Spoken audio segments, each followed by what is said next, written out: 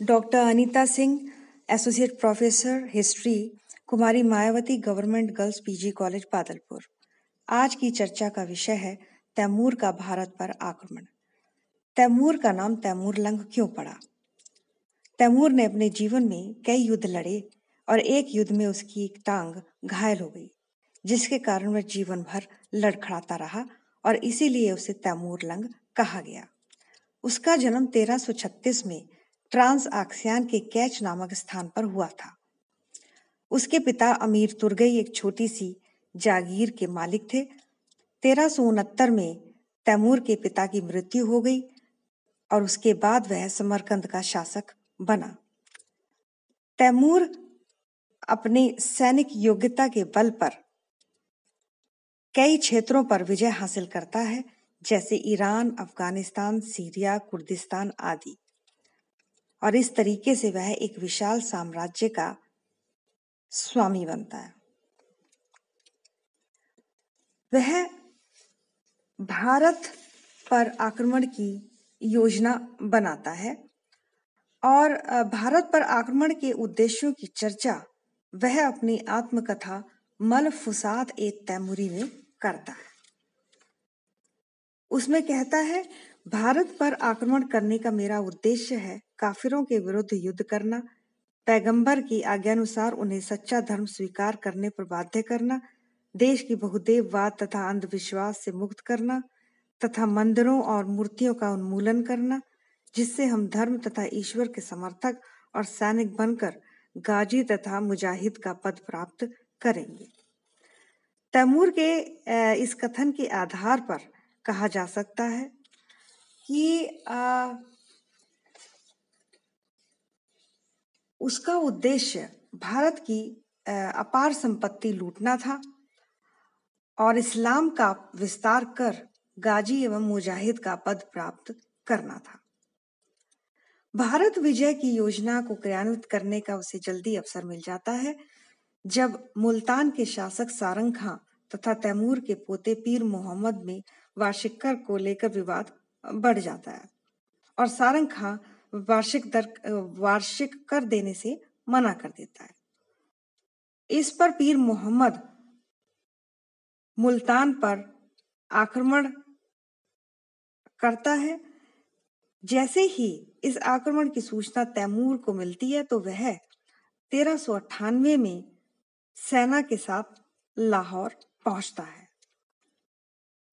वहां के हाकिम को मुबारक खां को पराजित कर वह दिल्ली की ओर कूच करता है।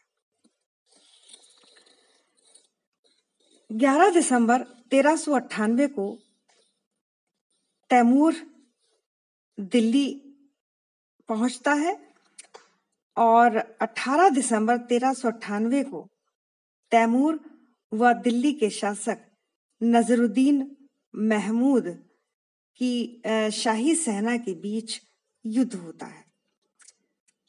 इसमें शाही सेना पराजित होती है और तैमूर दिल्ली में कत्लेआम का आदेश देता है।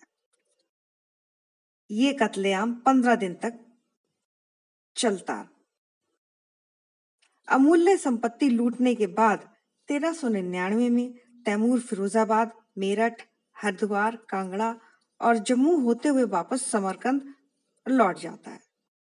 जाने से पहले वह खिजर खां को मुल्तान, लाहौर और दीपालपुर का सूबेदार नियुक्त करता है।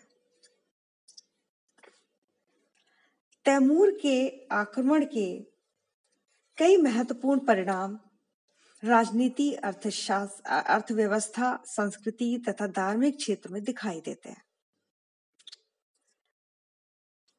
कमजोर पतनोन्मुख तुगलक वंश इस प्रहार को सह नहीं पाया और बिखर जाता है। 1412 में खिजर खां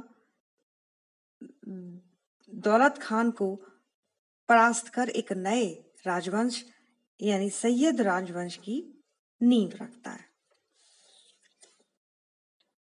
तैमूर के आक्रमण से फैली अराजकता का लाभ वहां की शक्तिशाली प्रांतपति उठाते हैं और अपनी स्वतंत्रता की घोषणा भी कर देते हैं।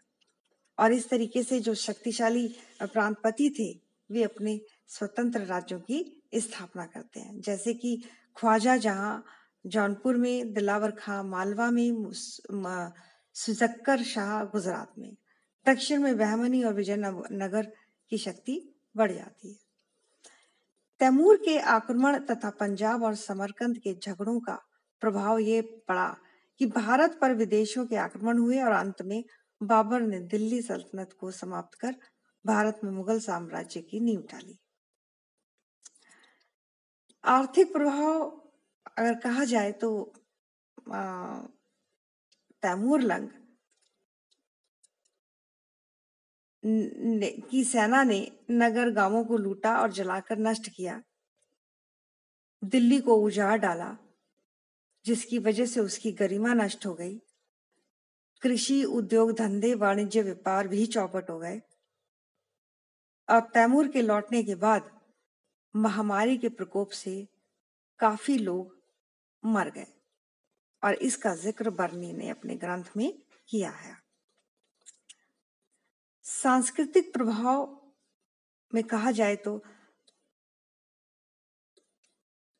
तैमूर इस आक्रमण के दौरान प्राचीन कलाकृतियों को नष्ट करता है।